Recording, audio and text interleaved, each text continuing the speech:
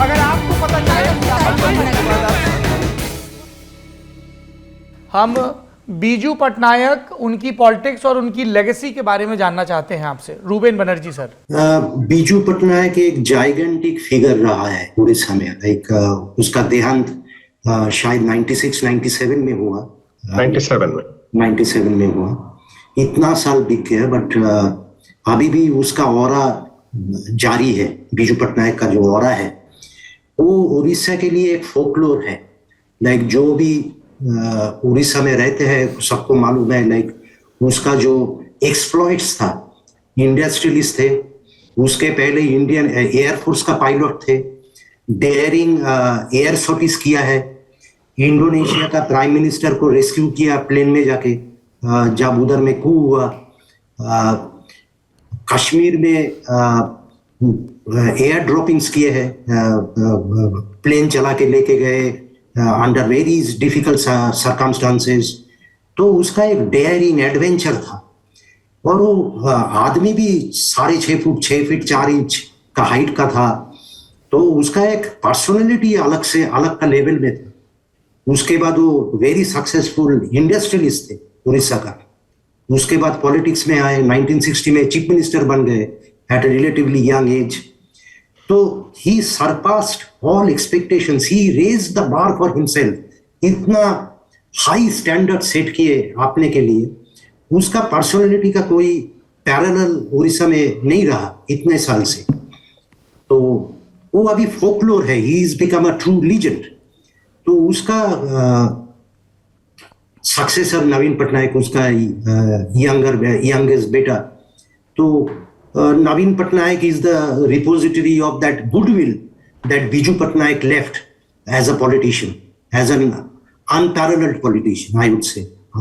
जजातिकरण साहब, आपसे भी हम यही जानना चाहेंगे, खासतौर पर बीजू पटनायक की पॉलिटिकल मैनूवरिंग के बारे में। उन्होंने जो अपनी पार्टियां बनाई या फिर जनता दल में रहे, उस समय के क्रियाकलापों के बारे में। जी, बीजू पटनायक के बारे में अभी रूबेन सर ने आपको बताया, वो एक लेजेंडरी फिगर थे एंड किस तरह वो अपने जो कद थे, जो पॉलिटिकल बार है, वो कितना ऊंचा रखा था। लेकिन मैं आपको सौरभ एक डेमोक्रेसी की जो चमत्कार है उसके बारे में बताना चाहता हूं कि बीजू पटनायक के नाम से ये पॉलिटिकल पार्टी बीजू जनता दल रखा गया। और बीजू पटनायक इतने एक लेजेंडरी फिगर होने के बावजूद भी वो इलेक्शंस हारे हैं। लेकिन उनके नाम पे जो पार्टी है और उनके बेटे जब इस लेगेसी को लिया, वो अभी तक इलेक्शंस नहीं हारे। और उनकी जो जीत की प्रक्रिया है वो नवीन पटनायक से कई ज्यादा है जी। जो पहले जो टर्म है बीजू जनता बनने के बाद, नवीन पटनायक हालांकि बीजू पटनायक के लेगेसी को लेकर ही जीते, लेकिन अभी जो जीत रहे हैं वो अपना खुद का एक लेगेसी बना चुके हैं, खुद का एक ओहदा बना चुके हैं। और वो डेमोक्रेसी का जो पॉपुलैरिटी का जो मापदंड है उससे वो कहीं आगे निकल चुके हैं। और हालांकि लेजेंडरी फिगर बीजू जनता दल भले ही रहे हो, लेकिन पॉपुलैरिटी के दृष्टि से अगर डेमोक्रेसी की बात की जाए तो उसके दृष्टि से नवीन पटनायक ज्यादा सफल रहे हैं बीजू पटनायक के मुकाबले। अच्छा Saurabh, if I can come in here ji please. Like Jajati ने जो बोला, जो बीजू पटनायक इलेक्शन हारे जी, आप बीजू पटनायक का जो फेनोमेनन था, I will call Biju Babu a phenomenon ji. Okay, उसका his political career was 50 years, 50 साल। उसमें ओनली 10 इयर्स ही वाज इन पावर जी, और रेस्ट 40 इयर्स वो ऑपोजिशन में थे, किधर में भी नहीं थे। 1971 में ही कॉन्टेस्टेड 4 इलेक्शंस और 5 elections, Lok Sabha and assembly, I think simultaneously. He lost all 4 जी, okay, but that did not diminish his stature. Okay, like Biju Patnaik का जो स्टैचर था वो कम घटा नहीं, बढ़ते रहे।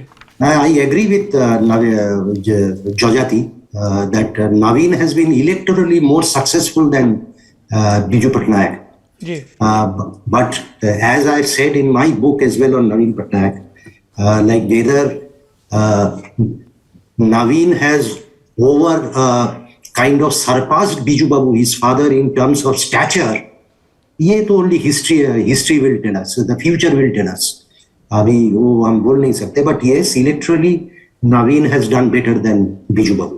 जी, ये एक एचडी देवेगौड़ा का बयान है मेरे सामने, जिसमें वो कह रहे हैं कि मैं 1996 में पीएम बन पाया, तो इसमें बीजू पटनायक का बड़ा रोल था। क्या रोल था sir?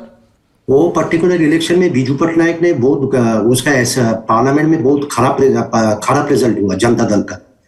Like Devegowda became the prime minister of this country with 17 MPs, 17. Orissa से 21 MPs इलेक्टेड होते हैं। Normally Biju Patnaik should have expected to win 18, 19, 20 MPs। उसी इलेक्शन में 4 सीट मिले उसको खाली। वो 4 सीट में 2 उनका ही सीट था, because he had contested I think from Cuttack and Berhampur. तो खाली उसके पास खाली 2 MP था। तो बीजू पटनायक का सबसे बड़ा रोल यही है, because given his stature in 1996 he should have been him who would have become the prime minister, but उसके पास सीट नहीं था। तो उसीलिए I think he had to sacrifice, and I think that was his biggest contribution. Deve Gowda का like his biggest contribution was that he did not win enough number of parliamentary seats which allowed Devegowda to eventually become the prime minister with only 17 MPs. Okay, Karan sir कुछ जोड़ना चाहेंगे इसमें? नहीं, बिल्कुल। रुबिंदा ने जैसे कहा कि सेंटर में, ना केवल उड़ीसा में, पूरे सेंटर में भी बीजू पटनायक का एक अलग ही ओहदा था।